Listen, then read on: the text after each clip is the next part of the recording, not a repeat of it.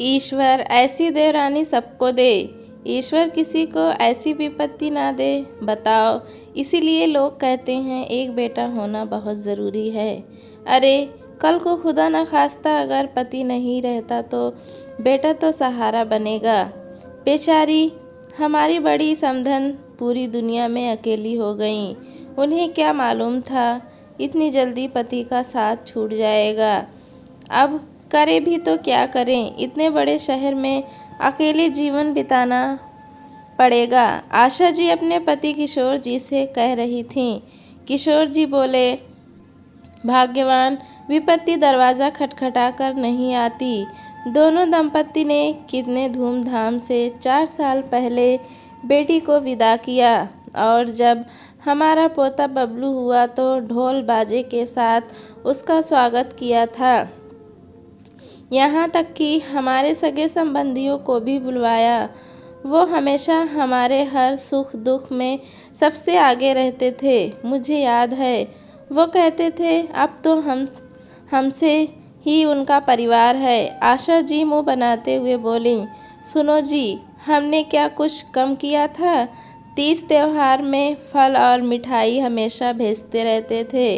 अरे बेटी के पिता थे, ये सब करना तो उनका फर्ज था। मानती हूँ वो हमें अपना परिवार मानते थे। अब देखिए बहू पिछले 1 महीने से मायके में है। अब इससे ज़्यादा हम उनके लिए क्या कर सकते हैं। आशा जी का बड़ा बेटा मुकेश दफ्तर के लिए निकलने लगा। तभी उधर से उनकी छोटी बहू नैना खाने का डब्बा लेकर आई और बोली, भैया ये आपके खाने का डब्बा। मुकेश बोला, मेरी वजह से 15 दिन से तुम्हें भी परेशानी हो रही है। नैना बोली, भैया ये कैसी बातें कर रहे हैं? मुझे तो इस घर में आए हुए 6 महीने ही हुए हैं और भाभी पूरे परिवार के लिए कितने साल से ये सब कर रही हैं। मेरा भी तो कुछ फ़र्ज़ बनता है। ये कहकर नैना वहाँ से चली गई। आशा जी मुकेश जी से बोली, मुकेश अभी 15 दिन हुए हैं, इसीलिए छोटी बहू कुछ नहीं कह रही है।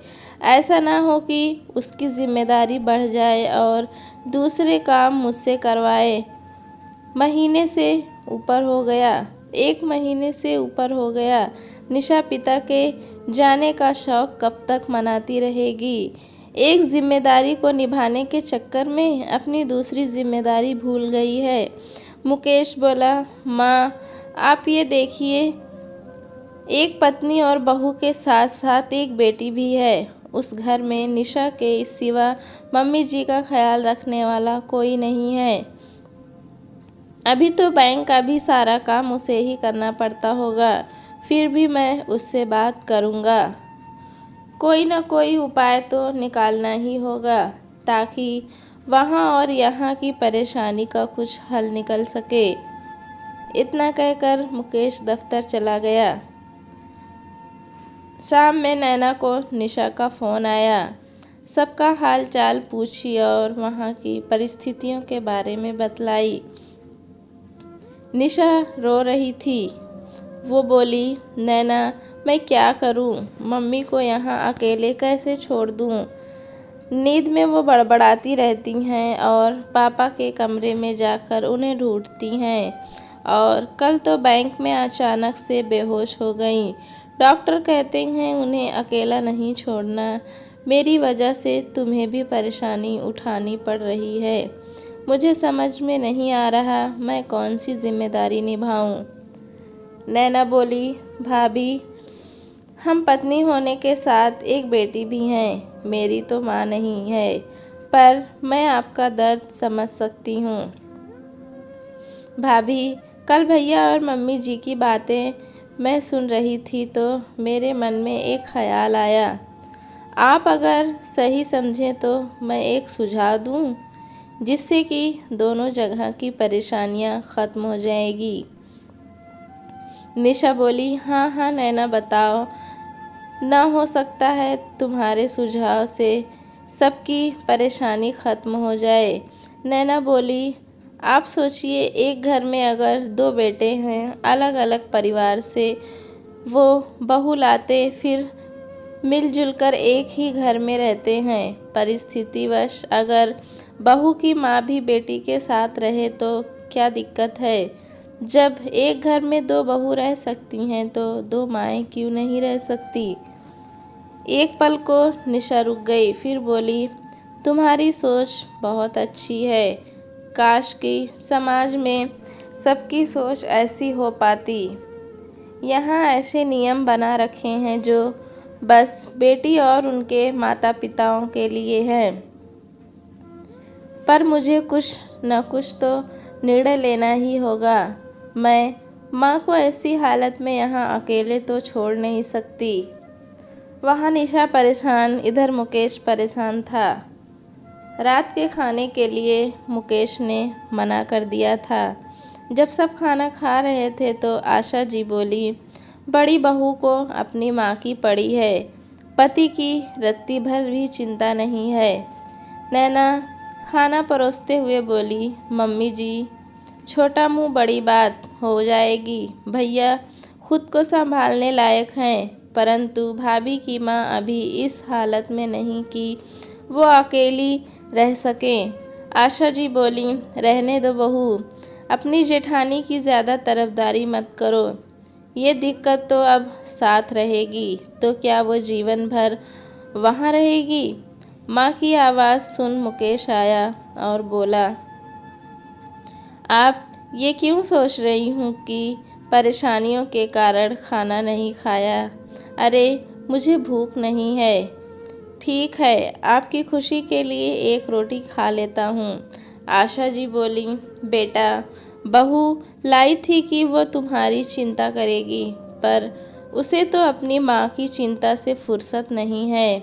फिर तुम्हारी चिंता वो क्या क्या ही करेगी। नैना बोली, मम्मी जी, जब आप अलग अलग घरों से बहू ला सकती हैं तो परिस्थितिवश बहू की माँ को क्यों नहीं ला सकती। आशा जी बोली, छोटी बहू क्या कह रही हो, सोच समझकर बोलो। नैना मुकेश से बोली, भैया एक बार सोचकर देखिए, भाभी की माँ को देखने वाला अब इस दुनिया में कोई नहीं है। हम दोनों अलग अलग घर के होते हुए भी एक घर में रह सकते हैं, तो भाभी की माँ और मम्मी जी एक घर में क्यों नहीं रह सकती। जबकि लड़की की माँ दामाद को बेटे से कम नहीं मानती, उस हिसाब से तो आपका भी फर्ज बनता है कि आप अपनी जिम्मेदारी निभाएं। किशोर जी बोले, मुकेश छोटी बहू कह तो सही रही है। अरे हमारे दो बेटे हैं, जिस घर में चार चार बेटे होते हैं, चार परिवारों से चार तरह की बहुएं आती और एक ही परिवार में रहती हैं, तो एक घर में दो माएँ तो रह ही सकती हैं। आशा जी बोली, ये आप कैसी बातें कर रहे हैं, समाज में लोग क्या कहेंगे। आशा जी का छोटा बेटा नितेश बोला, माँ जब परिवार पर विपत्ति आती है तो समाज के लोग नहीं, अपने सगे संबंधी ही साथ देते हैं।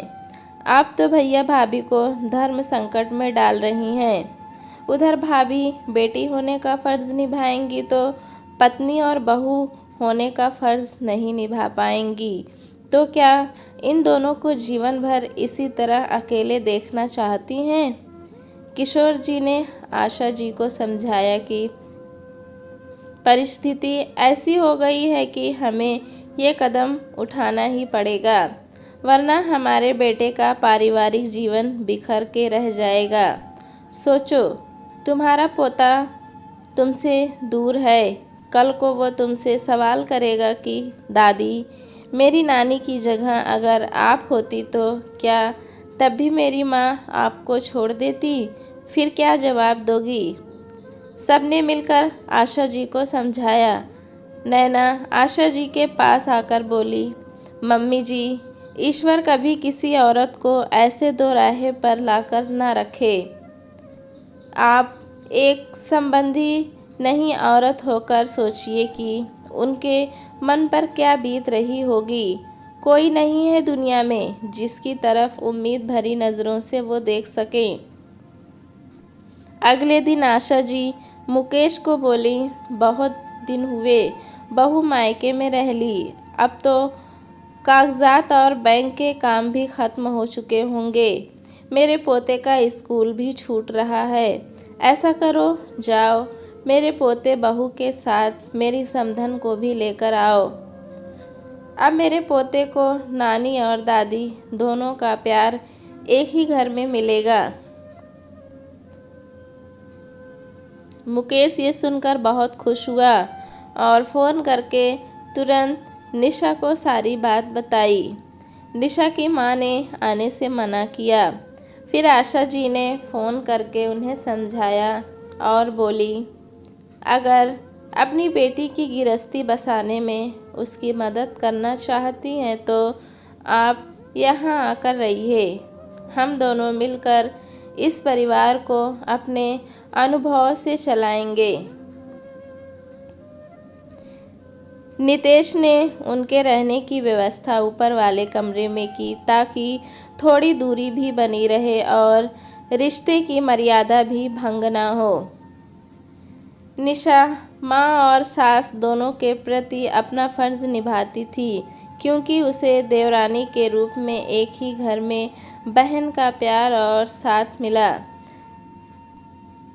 निशा ने नैना को गले लगाया और भगवान का पूरे दिल से शुक्रिया अदा किया और मन ही मन दुआ की कि ईश्वर ऐसी देवरानी सबको दे।